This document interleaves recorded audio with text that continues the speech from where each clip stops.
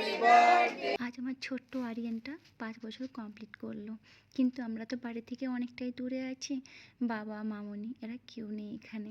আমি একাই সব দায়িত্ব নিয়েছি। সন্তাই গেছে অফিসে। সন্তাই বলল, তোমাকে এত কিছু করতে হবে না, আমি সব আয়োজন করে নেব, বাইরে থেকে খাবার অর্ডার করে, আর আমি ডেকোরেশনের জন্য লোক এনে নেব। কিন্তু আমি বললাম, না না, আমি নিজের হাতে সবটা করতে চাই। আরিয়ানও কিন্তু খুব খুশি, জানো তো আমাকে কতটা সাপোর্ট করছে, দুষ্টুমি করছে না একদমই। আর আমি ওর জন্য বানাচ্ছি কেক। কালকে ওর বার্থডে, আর আজকে রাতে ওকে সারপ্রাইজ দেবো বলে আমি নিজের হাতে একটা কেক বানাচ্ছি। কালকে তো কেক অর্ডার করা আছে সন্ধেবেলার জন্য, কেননা কালকে তো সবাই আসবে ওর বন্ধুরা, তো ওই জন্য আমি কাল কেক অর্ডার করে দিয়েছি। আর ওর পছন্দ গাড়ি, খুব গাড়ি পছন্দ করে, ওই জন্য আমি একটা গাড়ি কেক অর্ডার করেছি 5 বছরের জন্মদিনে। সন্তাই বলছিল বাইরে করব, কিন্তু আমার মনে হলো বাড়িতে করার মজাই আলাদা। তো আমি এখন, ও স্কুলে গেছে, আমি এখন কেকটা রেডি করে রাখছি। এর যেই ঠান্ডা হবে পুরো ডেকোরেশন করে রেখে দেবো। তো এখন কেকটা তোমার সাথে গল্প করতে করতে বসিয়ে দিলাম। এই দেখো, তোমার সাথে গল্প করতে করতে এটা হয়েও গেল। তো এটা একটু ঠান্ডা করতে হবে। আর যখন কেটে ঠান্ডা হচ্ছে তখন কি আমি একটু কেকের ক্রিমটাকে ঠিক করে কেকের এই ক্রিমটা রেডি করে ফ্রিজে একটু রাখলে কিন্তু ভালো হয়, তাহলে বেশ ভালোভাবে কেকটা বানানো যায়। আর তারপরে যখন কেকটা বানানো হয়ে যায় আর একটু ফ্রিজে রেখে দিতে হয়, তবে ভালোভাবে সেট হয়ে যায়। আর আমি ওকে মাঝে মাঝেই কেক বানিয়ে খাওয়াই। এই কেকের যে ক্রিমটা, মানে ক্রিম কেকটা খেতে সবাই ভালোবাসে বাড়িতে, এই জন্য আমি একটু বেশি করে এনে রাখি, ডিপ ফ্রিজে রেখে দিই, মাঝে মাঝে কেক বানাই, ভালোই লাগে। আর বেশি করে ওর বার্থডে বলে করছি। আমার শ্বশুরমশাই হলে করতে দিত না, বলে কি আমাদের করতে নেই, তো সন্তানও সেই জন্য করে না। তো আরিয়ান সবার দেখে দেখে বলে, মাম্মা আমার কবে বার্থডে হবে, কবে হবে? তো আমি বললাম ঠিক আছে, কোনো ব্যাপার না। ঠাকুরকে প্রণাম করে তো আমি এখন একটা বানিয়ে নিয়েছি গাড়ি কেক, ভীষণ পছন্দের ওর গাড়ি, তাই আমি একটা গাড়িও বসিয়ে দিলাম। এখন এটা লুকিয়ে রাখবো। আর যেই রাত্রেবেলায় 12টা বাজে, ও না খুব এক্সাইটেড ছিল। ওকে আমি বলেছিলাম যে কার বার্থডে আসছে, এই দেখো, ও চাইছিল যে এরকম কেউ চোখ বন্ধ করে নিয়ে আসুক। কেননা আমার বোনের যখন বার্থডে ছিল আমি দেখলাম ও চোখ বন্ধ করে নিয়ে আসছিল, আমার মনে হলো এটাতেও খুশি হবে। আরও এতটাই খুশি, এখন রাত্রি 12টা বাজছে, ঘুমোয়নি ও, খুব খুশি। আর আমিও খুশি।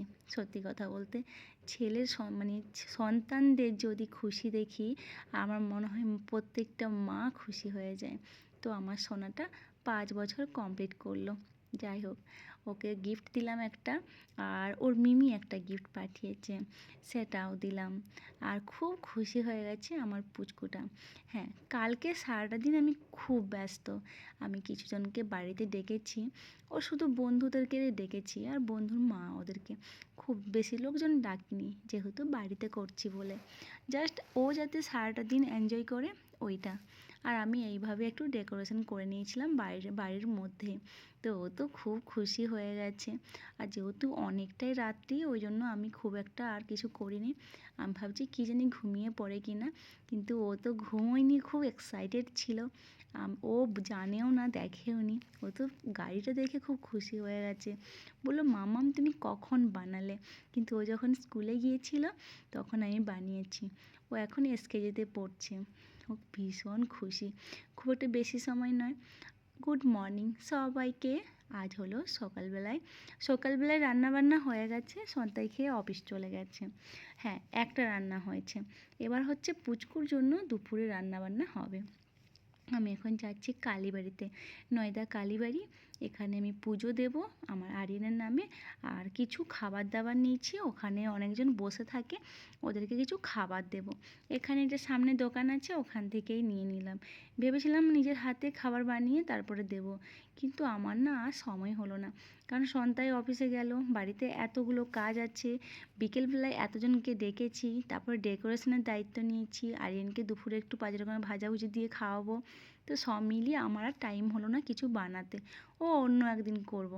আজকে এই যে আমি হাঁটতে হাঁটতে চলে এসেছি নয়দা কালীবাড়ি। তো প্রথমে সন্তাই তো এসেছিল, সন্তাই আমাকে দিয়ে চলে গেল, আমি ওই জিনিসগুলো, খাবারের জিনিসগুলো আনতে গেছিলাম সামনের দোকান থেকে। আর এখানে তো ওই রকম না যে সামনে অনেক দোকান, একটু যেতে হয় হেঁটে হেঁটে। তো পুজো দেওয়া হয়ে গেল, পুজো দিয়ে আমি এখন যাব বাড়ি। আর সন্তাইকে ফোন করলাম যে সন্তাই আমাদের পুজো দেওয়া হয়ে গেছে, চলে এসো। এই সন্তাই এখন চলে এসছে আমাদেরকে নেওয়ার জন্য।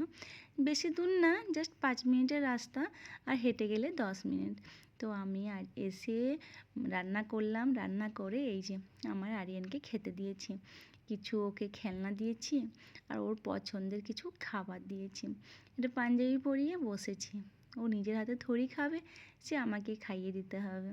খুব খুশি আমার বাবুটা। আর আমি সত্যি কথা বলতে মানে আমি না, সব মারাই আমার মনে হয় যে খুশি হয়ে যায়, সন্তানের হাসিতে মন ভরে যায়। এই যে এত কষ্ট করছি, সব কষ্ট যেন আমার মিলিয়ে যাচ্ছে। এবার বিকেলের জন্য আমি ওকে খাবার টাবার খাইয়ে দিয়ে আমি এবার ডেকোরেশনের কাজে লাগবো। যে আমি ওকে বলেছি মাম্মাম তুই কিন্তু খেয়ে দিয়ে একটু ঘুমিয়ে নিস। এই যে এখানে চিকেন ম্যারিনেট করে রেখেছি আর সব কাজ এখানে রেডি করে রাখছি। যে যে জিনিসগুলো বাড়িতে আমি 2-1টা আইটেম বানাচ্ছি, পনিরের রেসিপিটা বানাচ্ছি আর কিছু একটা বানাচ্ছি, আর বাকি ডেকোরেশনটা করব। তো সন্তাই লোক পাঠিয়েছিল, আমি লোকটাকে ফেরত পাঠিয়ে দিলাম, বললাম না না লাগবে না, আমি নিজেই করে নেব। কারণ আমি যে করব, আরিয়ান দেখবে, ও খুশি হবে। আমার কেন জানি না মনে হয় যে আমার আরিয়ানকে হাসি মুখটা দেখলেই আমি খুশি হয়ে যাই। তো যাই হোক, আমি এখন পোস্ত চারমগজ এগুলো ভিজিয়ে রেখেছি, একটা পনিরের রেসিপি বানাবো এই জন্য। তো ওইদিকে ডেকোরেশনটা, ওইদিকে রান্না হচ্ছে আর এদিকে ডেকোরেশন করছি। এখন 3:30 4টে বেজে গেছে, এর মধ্যে অনেকটা রেডি। তো দেখা হবে কালকে অন্য ব্লগে। Tata, by.